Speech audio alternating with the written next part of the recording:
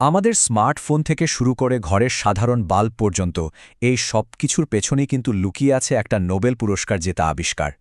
আর আজ আমরা ঠিক সেই গল্পটাই শুনব, ব্লু এলইডি মানে নীল আলোর সেই অসাধারণ গল্প, যা কিনা আমাদের পুরো দুনিয়াটাই বদলে দিয়েছে।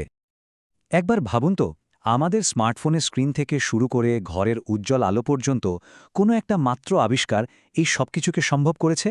উত্তরটা হয়তো অনেকেই জানেন, কিন্তু এর পেছনের গল্পটা, সেটা কিন্তু এক কথায় অবিশ্বাস্য। তো চলুন প্রথমে এই আলোর দুনিয়ার রহস্যটা একটু ভেদ করা যাক। মানে আজকের দিনের এই আধুনিক বাল্বগুলোর ভেতরে আসলে কি প্রযুক্তি কাজ করে। এলইডি পুরো কথাটা হলো লাইট এমিটিং ডায়োড। ব্যাপারটা বেশ সহজ। এটা আসলে একটা সেমিকন্ডাক্টর ডিভাইস, যার মধ্যে দিয়ে বিদ্যুৎ গেলেই ব্যাস আলো জ্বলে ওঠে। আর সবচেয়ে মজার পার্ট কোনটা জানেন? এক এক ধরনের সেমিকন্ডাক্টর ব্যবহার করলে এক এক রঙের আলো পাওয়া যায়। সিম্পল। আর এখানেই গল্পের আসল টুইস্টটা শুরু হয়। মানে কয়েক দশক ধরে একটা পাজলের সবচেয়ে জরুরি অংশটাই বলতে গেলে উধাও ছিল, আর সেটা হলো সেই প্রায় অসম্ভব নীল আলো। ব্যাপারটা একবার ভেবে দেখুন, ৬০-এর দশকে বিজ্ঞানীরা বানিয়ে ফেললেন লাল এলইডি, ৭০-এর দশকে সবুজও চলে এলো, কিন্তু এরপর একটা অনেক লম্বা বিরতি। নীল আলোর জন্য অপেক্ষা করতে হলো একেবারে ৯০-এর দশক পর্যন্ত। এই যে এতগুলো বছরের গ্যাপ, এটাই কিন্তু বলে দেয় যে বিজ্ঞানীরা ঠিক কতটা কঠিন একটা চ্যালেঞ্জের মুখে পড়েছিলেন। কিন্তু প্রশ্নটা হলো, নীল রংটা নিয়েই বা এত ঝামেলা কেন ছিল? দেখুন, সহজ করে বললে, প্রত্যেকটা আলোর রঙের না একটা নিজস্ব এনার্জি লেভেল আছে। লাল বা সবুজ আলো তৈরি করতে যে পরিমাণ এনার্জি লাগে, নীল আলোর জন্য লাগে তার থেকে অনেক অনেক বেশি। আর সমস্যাটা হলো, সেই সময় বিজ্ঞানীদের হাতে এমন কোনো মেটেরিয়ালই ছিল না যেটা এত হাই এনার্জি সহ্য করতে পারে। আর যা দিয়ে চেষ্টা করা হচ্ছিল, তাতে যে আলো তৈরি হতো তা ছিল খুবই দুর্বল আর একদমই আনস্টেবল। মানে অবস্থাটা এমন এক পর্যায়ে পৌঁছে গিয়েছিল যে পুরো সায়েন্টিফিক কমিউনিটি ধরে নিয়েছিল যে এই কাজটা প্রায় অসম্ভব। ভাবা যায়? কিন্তু বিজ্ঞান তো আর সহজে হার মানে না, তাই না? আর এরপরই এলো সেই যুগান্তকারী আবিষ্কারটা, এমন একটা উপাদান যা সব কিছু বদলে দিল, গ্যালিয়াম নাইট্রাইড।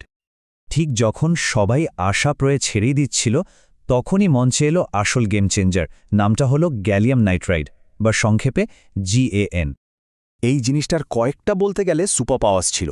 ১, এটা মারাত্মক হাই এনার্জি, একদম হেসে খেলে সামলাতে পারত। ২, এটা থেকে যে নীল আলোটা বেরোতো সেটা ছিল দারুণ উজ্জ্বল আর স্টেবল। আর ৩, আর এটাই সবচেয়ে জরুরি, এটাকে কারখানায় অনেক পরিমাণে বানানোও সম্ভব ছিল। মানে বলতে গেলে সব সমস্যার সমাধান যেন এই একটা উপাদানের মধ্যেই ছিল। তো একটা ল্যাবের ভেতরকার আবিষ্কার কিভাবে পুরো পৃথিবীতে একটা বিপ্লব নিয়ে এলো, চলুন এবার সেই গল্পটা শোনা যায়। কিন্তু একটা প্রশ্ন কিন্তু থেকেই যায়, আচ্ছা, আমরা তো রোজ সাদা আলো ব্যবহার করি, তার জন্য একটা নীল আলোর এত দরকার কেন? ব্যাপারটা বেশ ইন্টারেস্টিং। দেখুন, সাদা আলো বানানোর মূলত দুটো রাস্তা আছে। একটা নীল এলইডির ওপর ফসফর নামে একটা জিনিসের কোটিং দিয়ে দেওয়া হয়, আর ওটাই নীল আলোকে সাদা বানিয়ে দেয়।